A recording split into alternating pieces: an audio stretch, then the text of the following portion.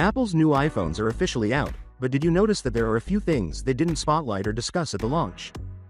In this video, I'm going to go over 4 things you probably didn't know about the iPhone 16 and 16 Pro. First and foremost, let us discuss the displays. Apple made a great fuss about the bigger screens and more display space on these new models. The bezels are a little bit thinner than last year's Prom models, but here's the scoop. There were strong rumors that Apple would release the new 14.0 OLED displays from Samsung, which are said to be much brighter than what others offer. For example, the newly launched Google Pixel 9 Pro has a peak brightness of 3000 nits. So, how does the new iPhone stand up in this brightness? Showdown. We're still looking at 2000 nits of peak brightness on both models, as we were last year, and this isn't just marketing. Having a brighter screen is really useful when attempting to view your display outdoors.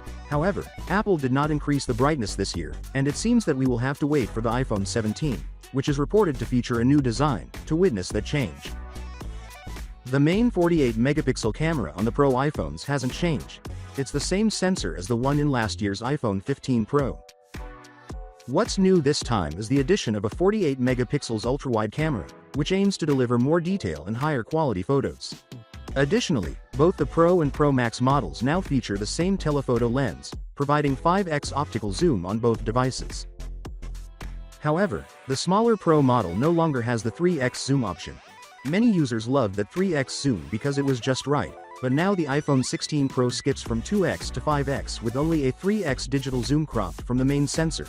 And don't forget, the smaller Pro model starts at 128 gigs of storage for $999, so if you want to shoot pro long video, you'll have to shell out for the 256 gigs version, which will cost you a bit more.